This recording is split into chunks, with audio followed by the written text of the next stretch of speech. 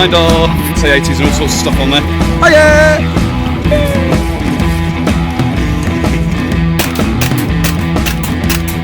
Full.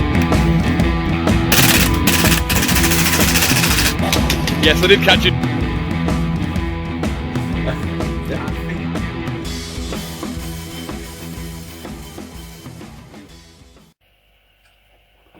Hello everybody, welcome back to the Thin Brown Line Airsoft YouTube channel.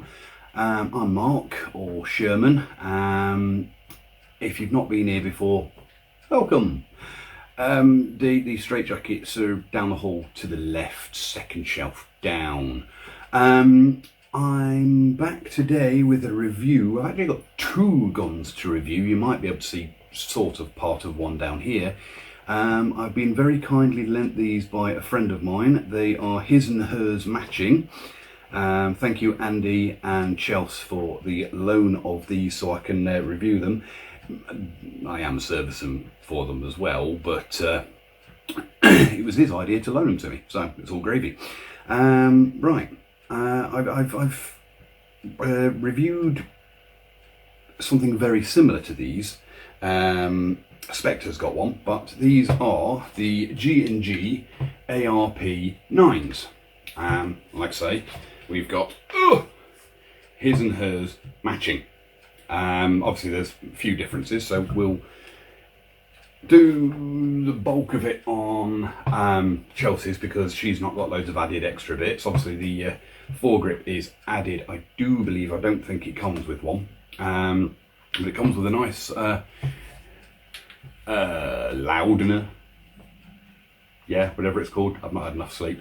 On them as standard. Obviously they've had all the cool little buttons and pins and stuff all done on this one in anodized pink, which is quite funky actually.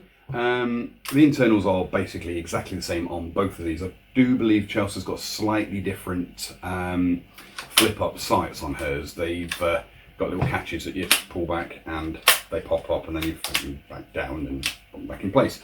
So this one, as far as I'm aware, is pretty much bog standard. I've had a bit of a play with it. Obviously there's no battery in it or anything like that. You'll remember, those of you who are returning, that I did the review on the ARP556, which is essentially exactly the same, just got a larger mag well than this. I've had a play with these. Obviously they are just as loud as the 556, just as fun as the 556. The only thing I don't like is the 9mm style mag, which Andy's actually told me that he doesn't like the 9mm mag either. Not because it's the 9mm mag style, but in his words is it's dog poop. It doesn't seem to be big enough or feed fast enough, which is why they've got these for theirs. Yes, there's a couple of BBs in it. It's a G&G Armament manual wind, effectively 9mm. I think it's a 1500 capacity magazine, which obviously they use for their ARPs. They're the same. I think they're the same price as the 556, which I think is about 150. No, it's not. It's 240-ish, isn't it? Something like that. I'll stick a link in the description below, and up here somewhere will be the price. But yeah, they are fun little guns. I'll switch over to Andy's because Andy's got a couple of extra bits on his. That's the cookie cutter Loudener on his, but he's got a pretty much, it's a integral now suppressor, because it goes partway down the barrel. It goes to about there-ish, and he's got the standard flip up sights that come with it. Obviously he's got, as you can see, he's got a quick release optic on his. Nice quick release job. So I've not put it exactly where he puts it because he just left it in his case for me. Now, the one thing that these do sometimes suffer from, the 556 and the ARP9, is The battery compartment can cause overheating. Spectre was struggling with the overheating of his battery MOSFET setup. So quite often it would stop firing. He'd have to take the buttstock off, take the battery out, put the battery back in again, and it would effectively reset the MOSFET and start working again. What Andy has got on his, when I can pull the stock right out, ouch, is this little section here. This is, I can't remember how much they are. Again, if I can find the link for them, I'll stick the link in. But it's a buttstock,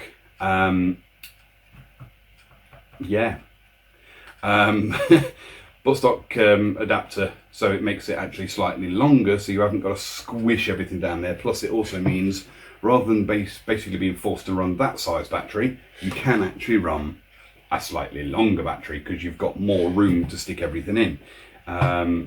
Which Spectre needs to get, because in the back of here you've got all that gumph, and then you've got to try and get a battery in it, and it all squishes down in the way and gets in the way and makes it quite difficult, which is why they can overheat, which is why they now sell those. Extension, that's the word. Buttstock extension. Again, Andy's got the just a Bogo standard foregrip stock on the end of his. These fire about 320, 330 FPS on 0.2s, pretty much out of the box, and I've not put the cap back on the end of that, have I? They are, I mean, out of the box, both the 556 and the 9 are both really well set up. Like I said, I think I said, the Spectre's one, we've done zip to it, other than give it a bit of a clean. Because out of the box, it hops 0.28s fantastically well. It gets great range on it. It's got a great rate of fire. And again, Andy was telling me that his hops 0.3s perfectly well. For some strange reason, even though they are essentially the exact same gun, Chelsea's doesn't hop 0.3s as well. It hops 0.25s and 2.8s just as well though, which gives them the range. I'd say that for what they are and the size of them, they actually do have quite a bit of weight to them. I would say that's easily 2-3 kilo. Bearing in mind the lower is all polymer. This is all polymer here. All the buttstock is polymer. Obviously the grip is polymer, but the upper, nope, even the upper's polymer on this one as well. I think the 556 is full metal. But the M-Lock, branded M-Lock, actual 100% M-Lock, rail is all metal. The flip-up sights on this are actually metal, so they are actually iron sights. The two rail segments on the sides, there and there, I think are plastic. But I think, if I remember rightly, they don't come with it, and they're key mod segments, I think. Yes, they are. The key mod, so they are plastic. But even on this one, what they've had done on these, I don't know if you can see this. Let me see if I can take off his knock suppressor, which again is metal. If you look in there, they've had the barrels anodized as well. That is the same on both of these two. They are, one's anodized blue, and as you've seen from Chelsea's one, that is anodized pink. Candy pink, I think it is. And it's been, I think it's quite possibly from the factory, these are, because they've still got all the markings and everything on the anodized metalwork. So I think, well, as you can see underneath there, ish. I'm fairly certain it's from the factory like that. Naturally, they've got the same sort of brandings on them as the 556, although these are more ghosted in because they are just black, whereas on the 556 they're actually done in white. But you've got G&G Armament, model, combat machine, Cal 6mm AEG on the magwell here. On the opposite side of the magwell there's nothing. On the buttstock there's G&G Armament on both sides. Naturally, you've got your bullet with a cross through it there, your bullet with a dot on it for semi, and your bullet with lines behind it at the back there for full auto. Obviously, like I said, there are no batteries in this at the moment. This is I think it's a V3 gearbox, if I'm not mistaken, if memory serves, because it's been a while. So you motor goes down there anyway. These have also got, if I remember rightly, because like I say, it's been a while since I've done Spectre's ARP. I think they've still got the quick release spring, quick change spring system in them. They've got the only thing that bugs me about these, they don't lock back when you drop that down. They've got the wheel style hop up, so I'll hold that back. They've got a wheel style hop up there. And yes, he's got matching pistons, so it's all anodized blue. Other than that, there's not a huge amount I can tell you about these. They've got a fairly decent range on them for being submachine guns, effectively. I mean, they're not much bigger than an MP5, really. But yeah, they are pretty fun. I mean, personally, I'd dual wield. As you can see, they've also had the straight triggers fitted to theirs as well. Personally, I've just realised they've both got a serial number as well. I hadn't noticed until I just picked that up and the light shone over it just right. Don't know how well you're going to see this on camera, but just above the trigger, just there is a individual serial number. They are all different from what I can tell. This one ends in 1042, this one ends in 3302. So yeah, they are different serial numbers. But yeah, like I say, he lent me these because I just happened to mention I've not reviewed an ARP9. So he's lent me these so I can have a play. Yeah, and he's basically done both his and Chelsea's up effectively the same. They've both got, you know, rails all the way around the front hand grip. They've both got a front foregrip, although Chelsea's has got additional rail on the foregrip. Hers is one of the ones with the plates that you can slide out, so you can put a button for a torch or laser sight or whatnot on it, and obviously her sights are slightly different. But yeah, I mean, there's not a great deal more I can say about the ARP9. Like I say, it's a fun little gun.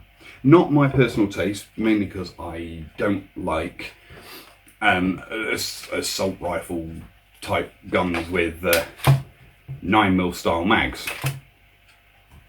Not a fan. I prefer you know, your 5.56 style mags or 7.62 style mags, mainly because most of my assault rifles take Stag mags, you know, 5.56 style mags. So that does mean I tend to buy things that take them. But yeah, that's it for these two. Like I say, there's, for how similar they are to a 5.56, there's not a great deal more that I can tell you about them. They are both LiPo ready, both come with a MOSFET, both take spade fuses, a bit like the ones you get in your car. But yeah, in the next coming weeks, I know it's going to be out of date by then, but I've got some footage done by my roving reporters who've just come on board from the, where was it? From the Airsoft show in Newark. They went up there, they had a play, they had a look around, and they bought a shed load of stuff. Should be having some more gameplay footage coming up. I've still got some that needs sorting out and editing from last time we went. Next game day is the 16th of June, and so far there is a fair few of us actually going from the Thin Brown line, so that's going to be interesting. Well, we're up to 3 cars now. I think. Yes, we're up to 3 cars now, so there's going to be a few of us there. So if you're local or fancy driving an hour or two to Skirmish Airsoft at Budby Mansfield, I'll chuck a link for them down there as well. Great site, very newbie friendly if you've never been before, or it's, you know, you've only been a couple of times. Come along, have a laugh with us. If you like what you see, like, share, subscribe, hit the bell icon so you're notified of new videos I upload and stuff like that. I do upload usually, providing YouTube's not had a funny like it did last week, on a Sunday around about between sort of 9 and 10 p.m. GMT. So yeah, that for now is it. Thanks for watching. That's all, folks.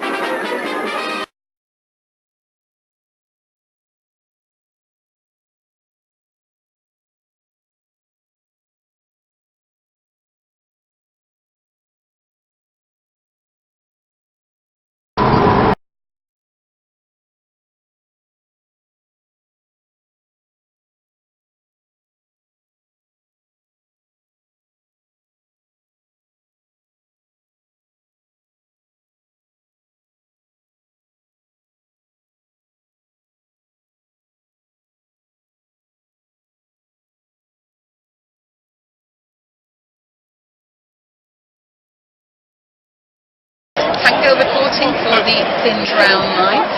Right, we found the entrance to the Midlands Air Supper.